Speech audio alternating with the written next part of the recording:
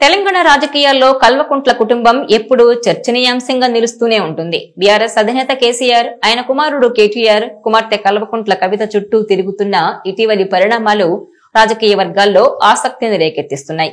ముఖ్యంగా కవిత రాజకీయ ఆటుపోట్లు, కేసీఆర్ తో సంబంధాలు, కాళేశ్వరం ప్రాజెక్టు విచారణ నేపథ్యంలో జరిగిన సంఘటనలు తెలంగాణ రాజకీయాల్లో కొత్త చర్చలకు దారితీశాయి. గత కొంతకాలంగా కల్వకుంట్ల కవిత బీఆర్ఎస్ పార్టీ వ్యవహారాలకు దూరంగా ఉంటున్నారు. ఢిల్లీ లిక్కర్ స్కామ్ కేసులో ఆమె అరెస్ట్, జైలు జీవితం తర్వాత కవిత రాజకీయంగా కొంత వెనుకబడినట్టు అనిపించింది.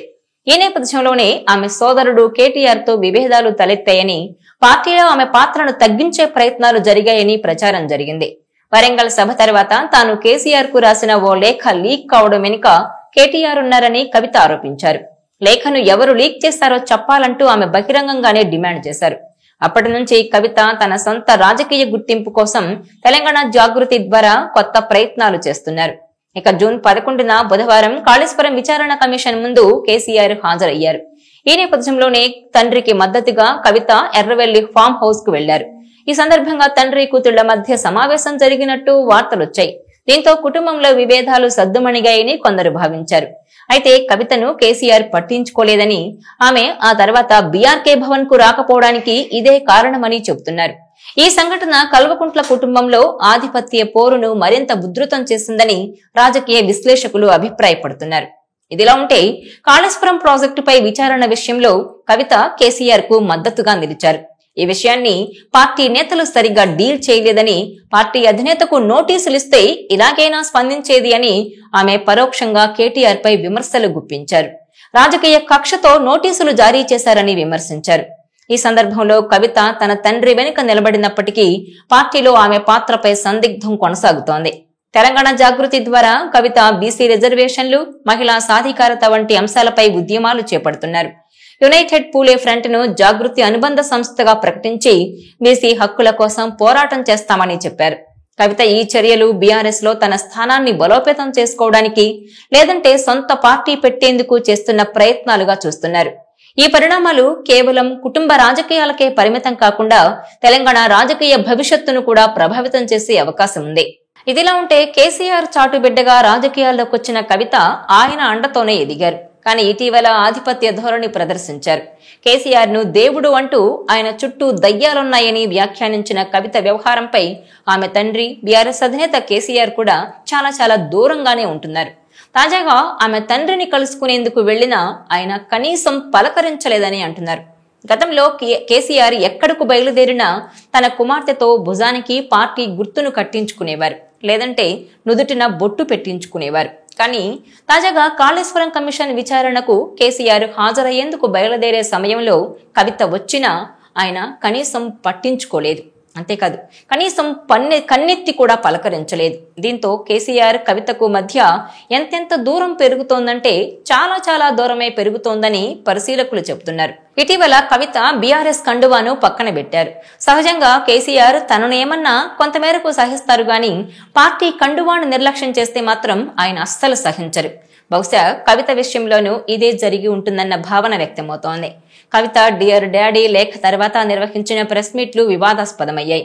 ఆ తర్వాత బయటకొచ్చినప్పుడు కూడా బీఆర్ఎస్ కండువా కప్పుకోలేదు. ఈ పరిణామాలకు తోడు దెయ్యాలంటూ వ్యాఖ్యానించడం కూడా కేసీఆర్ ను తీవ్రంగా కలచివేసిందట. కేసీఆర్ నాయకత్వాన్ని ఆమె నేరుగా ప్రశ్నించకపోయినా అంతే చేశారన్న గుసగుసలు కూడా వినిపిస్తున్నాయి. ఆడబిడ్డకు అన్యాయం చేస్తారా అంటూ ప్రశ్నలు కూడా గుప్పించారు. వెరసి ఇవన్నీ కేసీఆర్ మదిలో తిరుగుతూనే ఉన్నాయి. అందుకే ఏరి కోరి కుమార్తె ఇంటికొచ్చినా గాని ఆయన కనీసం పలకరించకుండానే వెళ్లిపోయారని పార్టీలో చర్చ నడుస్తోంది. లేఖతో రాజుకున్న వివాదం కవిత సొంత దారి చూసుకునే స్థాయికి వెళ్లిపోయినట్టు తెలుస్తోంది. త్వరలోనే కవిత కొత్త రాజకీయ పార్టీ స్థాపించబోతున్నారని చర్చ జరుగుతోంది. ఈ క్రమంలోనే ఆమె కార్యాచరణ సిద్ధమైందని కూడా రాజకీయ వర్గాలు చెబుతున్నాయి. సామాజిక తెలంగాణ ఎజెండాగా కవిత కొత్త పార్టీ ఏర్పాటు చేయబోతున్నట్టు చర్చ నడుస్తోంది.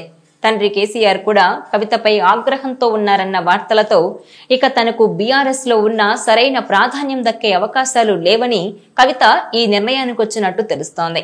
తాజా పరిణామాల నేపథ్యంలో కొత్త పార్టీ పెట్టాలనే ఎజెండాతోనే కవిత ముందుకెళ్తున్నారని సమాచారం. అయితే తెలంగాణలో ప్రస్తుత పరిస్థితుల్లో కవిత కొత్త పార్టీ పెట్టేందుకు రాజకీయ వాతావరణం అనుకూలంగా ఉందా అన్నది ఇప్పుడు హాట్ టాపిక్ గా మారింది. ప్రస్తుతం కాంగ్రెస్ అధికారంలో ఉంది. బీజేపీ క్రమక్రమంగా తన బలాన్ని పెంచుకుంటూ వస్తోంది.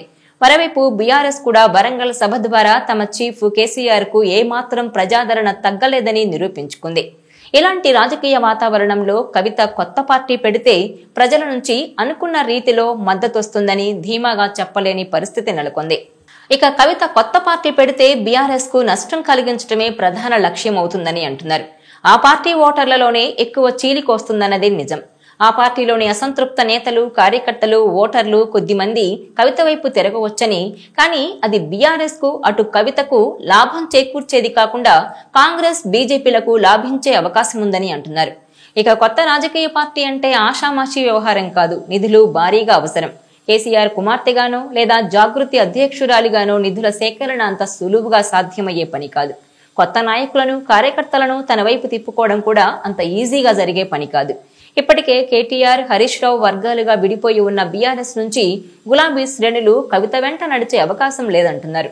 ఇక కవితకు తండ్రి కేసీఆర్ మద్దతు కూడా లేదని కేసీఆర్ కాళేశ్వరం విచారణకు హాజరైన టైంలోనే తేలిపోయింది. దీంతో కేసీఆర్ లాంటి లెజెండరీ నాయకుణ్ణి, కేటీఆర్, హరీష్ రావు లాంటి రాజకీయ చతురత ఉన్న నేతలను కాదని కవిత తన రాజకీయ భవిష్యత్తు కోసం పార్టీ పెడితే పరిస్థితి ఎలా ఉంటుందోనన్న ఉత్కంఠ నెలకొంది. ఈ వీడియో మీకు నచ్చినట్లయితే please share, like and subscribe R24 Telugu.